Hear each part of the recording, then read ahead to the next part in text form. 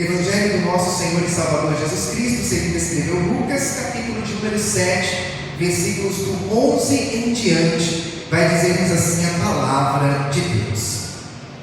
E aconteceu, pouco depois, ir ele à cidade chamada Naim, e com ele iam muitos dos seus discípulos, e uma grande multidão. E quando chegou perto da porta da cidade, eis que levava um defunto, filho único de sua mãe, que era viúva, e com ela ia uma grande multidão da cidade. E vendo-a, o Senhor moveu-se de íntima compaixão por ela e disse-lhe: não chores. E chegando-se, tocou o esquife, e os que o levavam pararam, e disse: jovem, eu te digo, levanta-te. E o defunto assentou-se e começou a falar, e entregou a sua mãe. E de todos se apoderou o temor, e glorificaram a Deus, dizendo: um grande profeta se levantou entre nós, e Deus visitou o seu povo. E correu dele esta fama por toda a Judéia e por toda a terra circunvizinha. Aleluia! Como é nosso costume, eu quero convidar a igreja a ler após mim o versículo 13, que diz: e vendo-a, o Senhor moveu-se de íntima compaixão por ela, e disse-lhe: não chores. Aleluia! Coloque a Bíblia no seu assento. É momento de falar com Deus.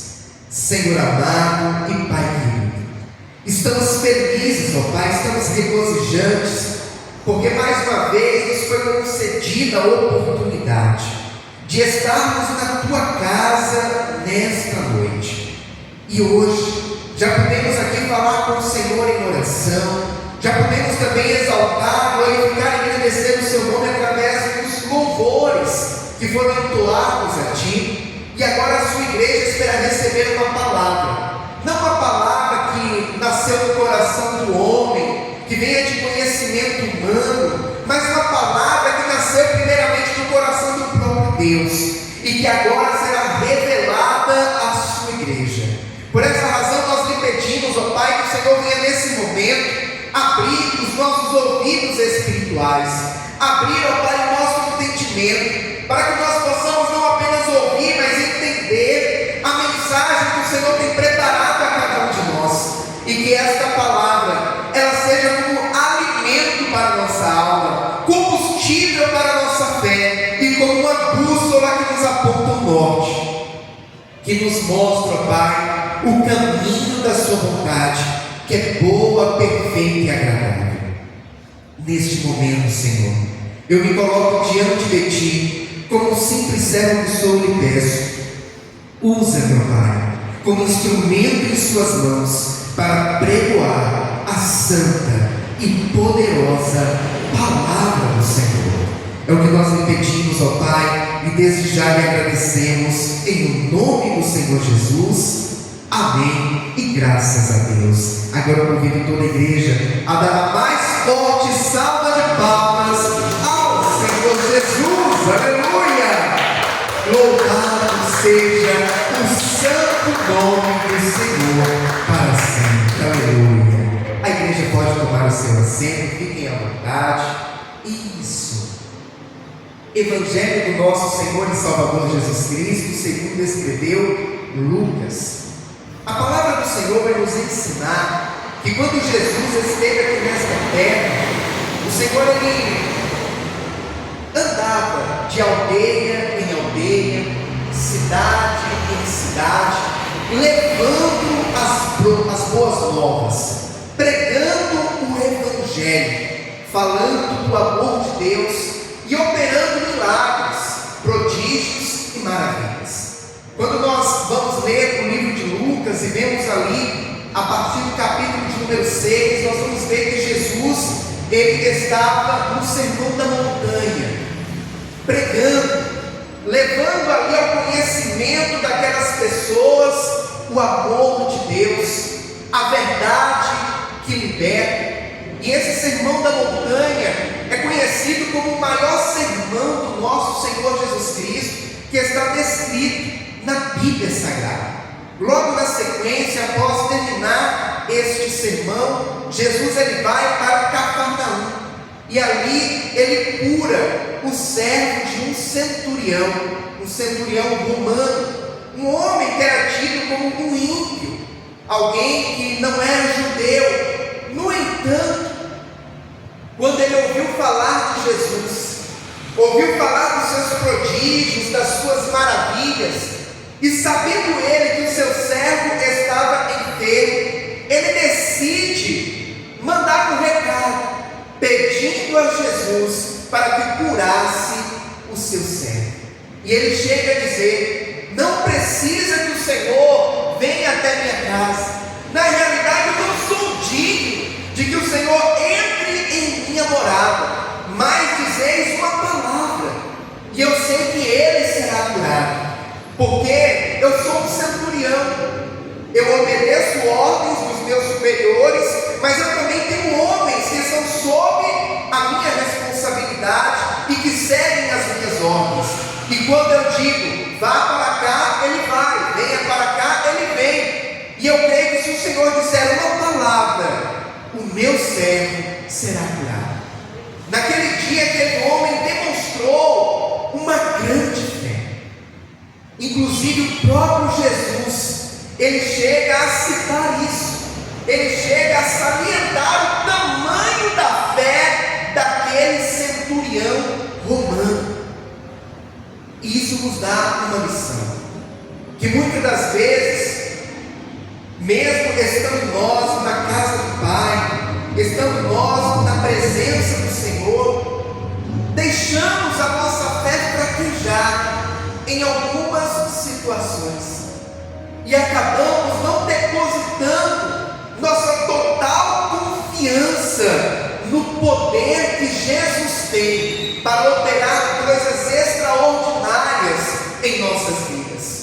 Por outro lado, existem aqueles que muitas das vezes não estão na casa do Senhor, não estão tendo uma vida completamente íntima com Deus, mas que creem no poder de Deus, creem no poder de Jesus Cristo.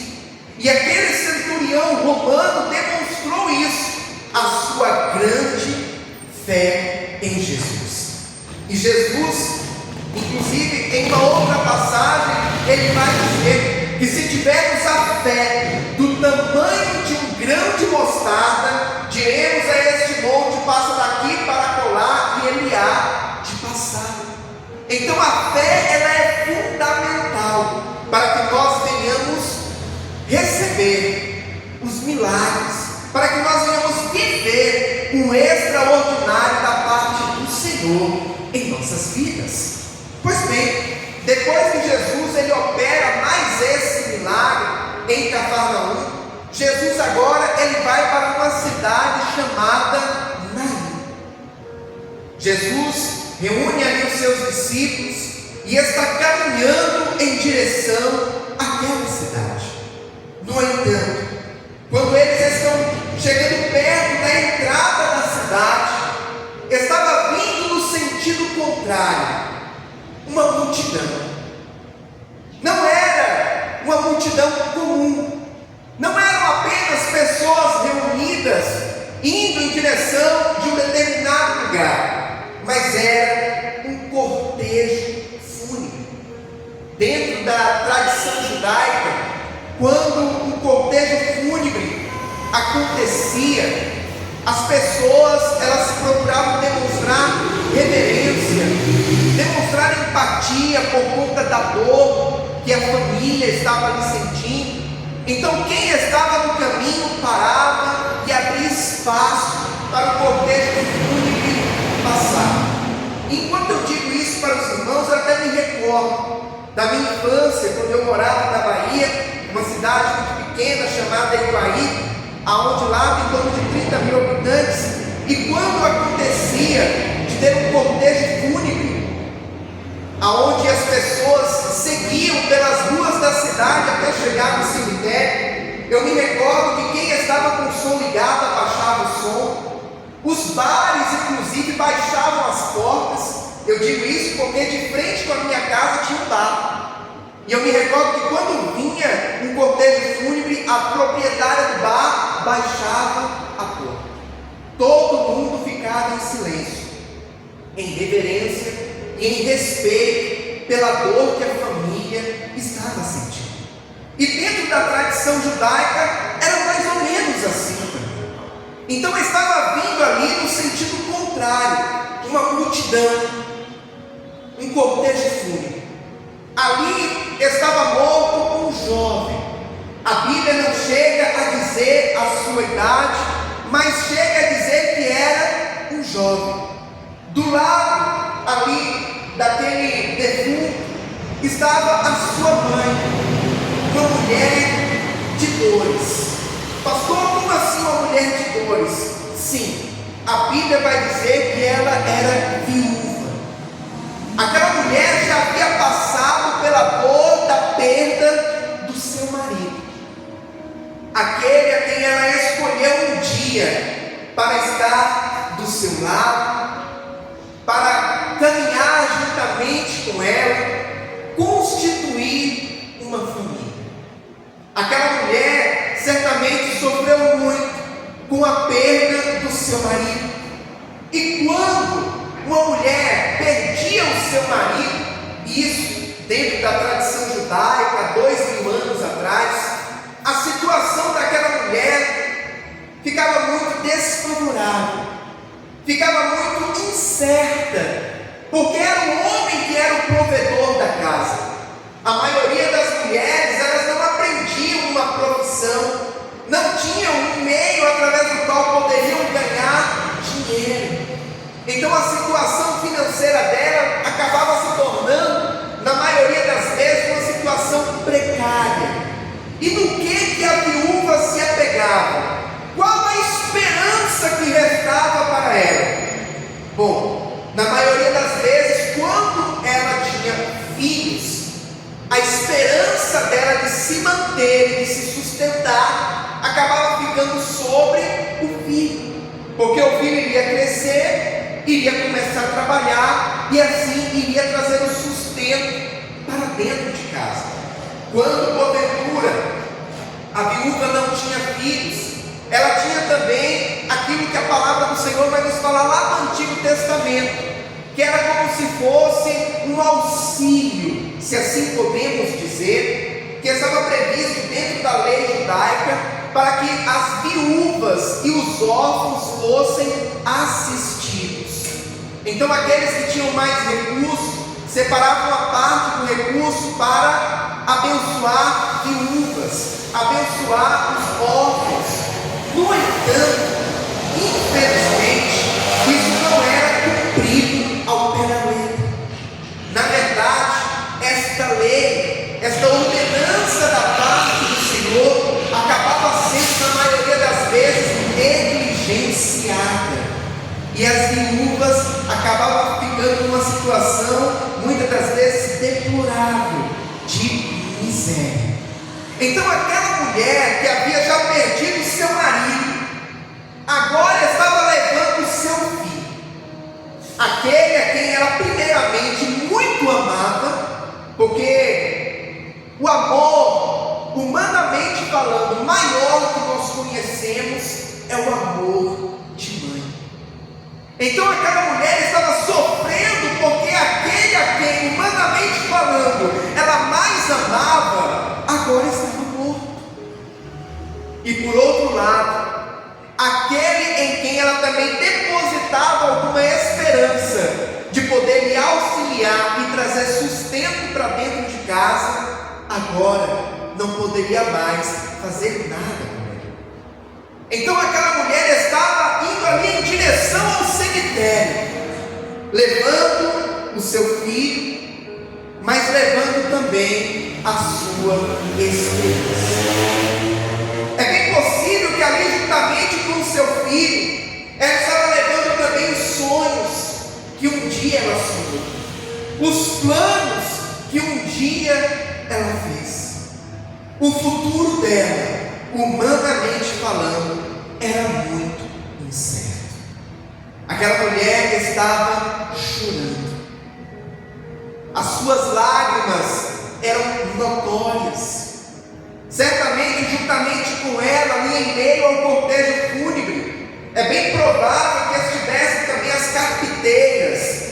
Pastor, quem eram essas pessoas? Eram pessoas contratadas para chorar em velórios. Então, quando tinha um velório, quando tinha um cortejo fúnebre, em boa parte das vezes haviam também as carpinteiras ali que choravam, pranteavam por conta daquela pessoa que havia falecido.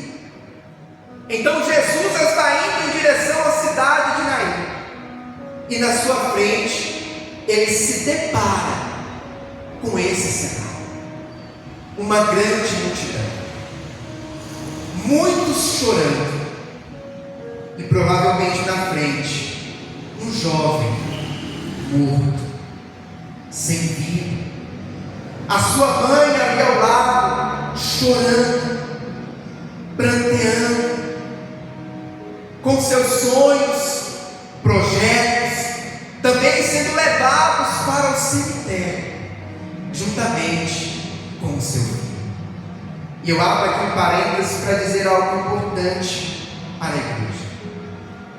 Quantas vezes nós também não passamos por situações na vida em que acabamos deixando que os nossos sonhos, projetos venham, porque algo que humanamente falando era o que poderia trazer para nós a possibilidade de ver aquele sonho se realizar e não ter mais aquele recurso que poderia fazer o sonho se tornar realidade, acabamos deixando que o sonho venha, acabamos deixando que o projeto venha a ser esquecido. E podem haver vários motivos para isso. Muitas das vezes é um recurso que não há mais. Em outras situações é a idade, que às vezes pensamos assim: já passou o meu tempo. Quando eu era jovem, isso poderia até acontecer, mas agora, na minha idade, já passou o meu tempo. Deixa isso para os jovens. Meu irmão e minha irmã, não podemos permitir que nada, nem ninguém, venha colocar um fim nos nossos sonhos e projetos.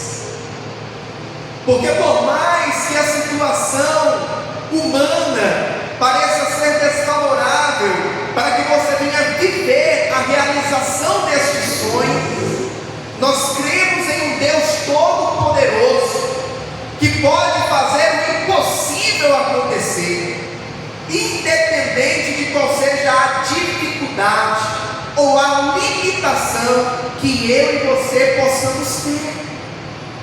Não permita que os seus sonhos venham. A Bíblia vai nos falar que Jesus agora está indo em direção a Naim e se depara com aquele cordeiro fúnebre. E aqui nós vamos ver o encontro de dois contrapontos: o encontro da vida e da morte. De um lado, Jesus Cristo, aquele que é o autor da vida, aquele que estava com o Pai quando soprou fôlego de vida nas narinas de Adão. De um lado, Jesus, que tem o poder para ressuscitar mortos. E do outro lado, a morte, sendo demonstrada por aquele jovem sem vida, sendo levado agora para o cemitério.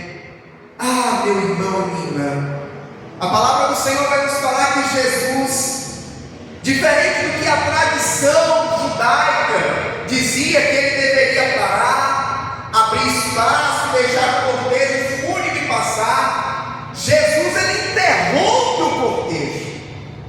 Jesus ele para o cortejo. E Jesus, ele vai em direção àquela mulher, vai em direção àquela mãe que muito chorava.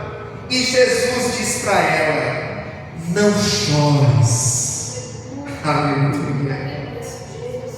Ah, meu irmão e minha irmã, não chores.